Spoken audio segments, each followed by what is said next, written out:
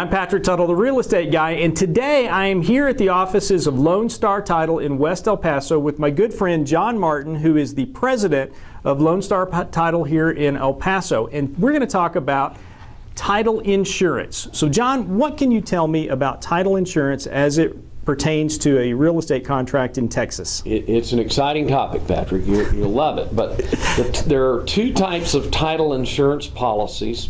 One is the owner's policy and the other is the loan policy. The owner's policy is typically provided by the seller of the property to the buyer for the benefit of the buyer, and that is an owner's policy.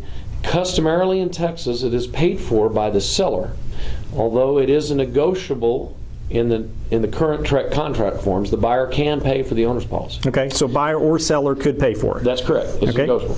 The buyer most often is borrowing money to acquire or to purchase the real estate. Yep. The lender, his lender, will require him to purchase a loan policy for the benefit of the lender. Okay. And the purchaser, under the current contract forms, always is paying for the loan policy. So the purchaser is paying for part of the title insurance expense at closing. Customarily, the seller pays for that owner's title insurance because the seller, as you know, gives a warranty deed at closing. And so the seller gives a written warranty to the title to the property. Okay. But the buyer wants more than just the seller's warranty. They want the warranty or the insurance contract or the indemnity agreement from the title insurance company. They want to know that if there's a problem or a claim or an issue that arises after the closing, after their purchase, that they don't have to go track the seller down. They can come to the title company office and make a claim under their policy. Okay, so let's go down that path real quick. So if I buy a property at 123 Elm Street and I close the transaction, the title insurance is going to ensure that I've got clean title to the property, subject to any liens that I would create at closing as a buyer. Is that correct? Correct. Okay. And so we do a title examination. The title company does a title examination. And so we use the term free and clear, subject to. So there may be easements on the property that affect the property. There may be restrictive covenants that affect the property that you, as a purchaser, would be buying it subject to those items, in addition to any loan that you created at the time you purchased the property. Okay, so if I'm going to buy that 123 Elm Street, we close the transaction, we get our title policy, our title insurance policy, and then a contractor comes and knocks on my door and says, hey, the previous owner owed me money and I didn't get paid.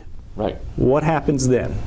Well, normally you would then call the title company and say, hey, I've got a contractor knocking on my door. Take care of the problem. What are you going to do about it? Okay. That's where the title insurance company would step in to defend your right under the policy, under the terms of the policy, to defend that claim from that contractor in your example. And does that happen very often in your experience? It does happen with more frequency than we might like to see. Sometimes it is a ex-spouse that may claim an interest. It may be a missing heir. It may be a long-lost relative that realized that they had an interest in the property. Okay. It may be a neighbor where there's a conflicting boundary line or a rock wall that may not be on the property line that raises an issue. And so there's a lot of things that a buyer needs to be aware of with respect to purchasing real estate and the protection that's afforded by the owner's title policy. Okay, so back to the policy itself. If the buyer has a lien or a loan on the property, they're going to be required by their lender to have that owner's title policy, correct? They're going to be required to buy a loan policy. Okay. And the way the rates are structured and the way custom is, the buyer is receiving an owner's policy for his benefit at the expense of generally the seller. Typically the seller. Right. Okay, so in your opinion, you recommend that there would be a title policy issued on every sale in the state of Texas. Absolutely. And ideally it would go through Lone Star Title, right? Ideally that would be the perfect world. And again, if you're borrowing money to acquire or purchase a piece of real estate, the lender is going to require you to go to the title company. So you're here already anyway, and we act as the escrow agent or the settlement agent. So this is, at the closing table is where the rubber meets the road. That's where everyone gets paid. The lender puts their loan proceeds into escrow. The buyer puts their down payment and deposit into escrow.